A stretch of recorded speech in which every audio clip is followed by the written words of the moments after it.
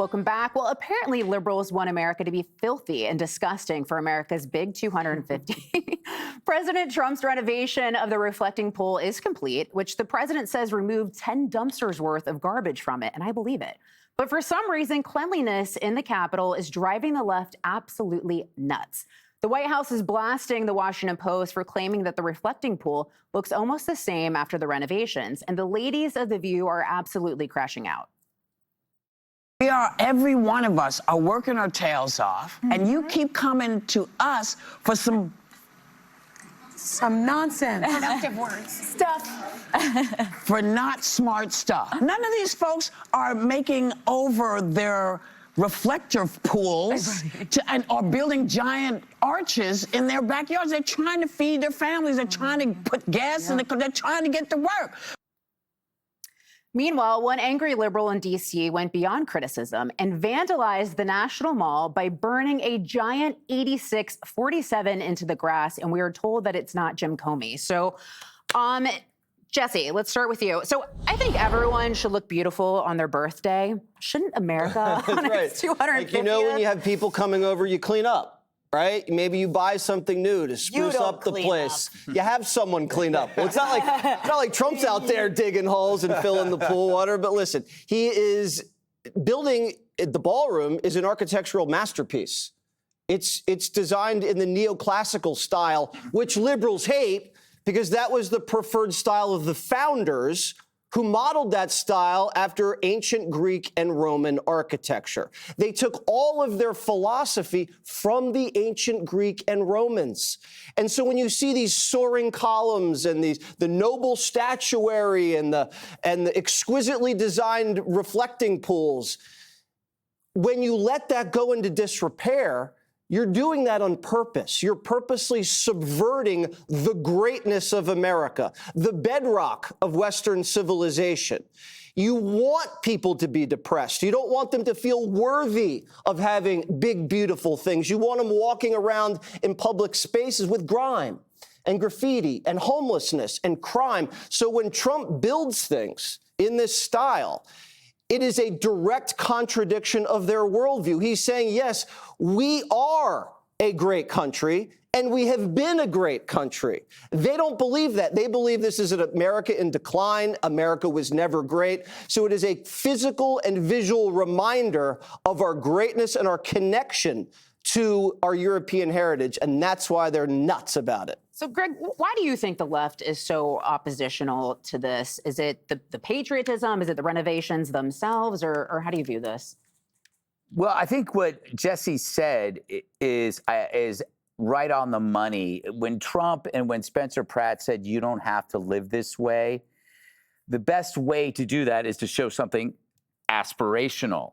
So when this happens, you're actually telling the sheep that the Democrats want to convince it will never get any better, that it can't. Can you show the before and after thing again? I find this so interesting just as a weird human. Okay, if you look at, I wish you could get rid of the before and after, but you probably can't. When you look at the before and you look at the after, you can actually have a physical change in you. You actually can know, like there's a foundational feeling that you prefer the thing on the right over the thing on the left. And that is because beauty, like truth, is a fundamental principle. There's nothing underneath it. There's no variables under it. You just kind of know it. And so you need to, I think the left attacks that because they don't like objective values at all, whether it is objective truth or objective beauty. They prefer it to be all up for grabs because they still believe that the center of the universe is the human. There's no higher power. I don't know who said it. You can't attack truth without attacking beauty. It's why Antifa is a collection of just ghastly people. Trans women are like a mockery of femininity, fashion and music and culture. A lot of it leaves you empty inside. You compare the reflection pool to the Obama library. Yeah, one is open and aspirational and beauty, and the other is cold artifice. There's something about that could be explained further by someone smarter than me. Well, you're pretty smart. So, Joey, to Jesse and Greg's point, I mean, isn't our nation's capital reflection on the rest of the country? Like, if you have a house in a neighborhood falling apart, it speaks poorly on the rest of the neighborhood.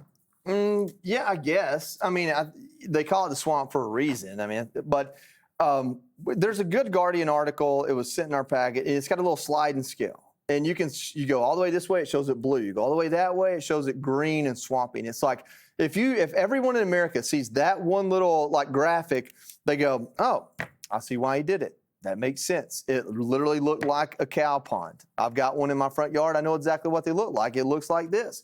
It's not a big deal. I love that Whoopi Goldberg is so upset that Trump spent 1.5 Somali daycares on fixing this reflecting pool for the rest of the country to enjoy.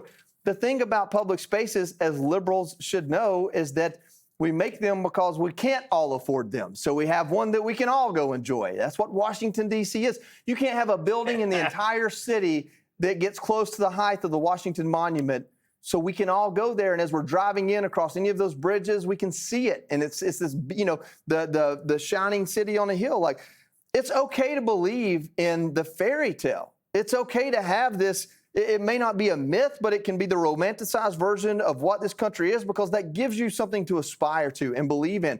But they're the party of original sin. They're the party of colonialism. They're the party of oppressors. They're the party of you can't make up for the sins of your past, even if you're doing the good thing now. So, of course, they're going to have a problem with making Washington, D.C. look more beautiful, which is ironic because they would have you spend all your money right there in Washington, D.C. They would have it all go right there. And then they could spend it for you on whatever they deem worthy, like Leering centers. Yeah. You know, Kat, you're a libertarian. How do you see this? Yeah, I low-key don't think it's that deep. I don't see it as like a metaphor for like trans or oppression or any other things. I think that's what happens. The government does renovating projects. I think you could fairly criticize that it was supposed to be 1.8 million, then it was 14.2 million, if you're someone who criticizes those sorts of things.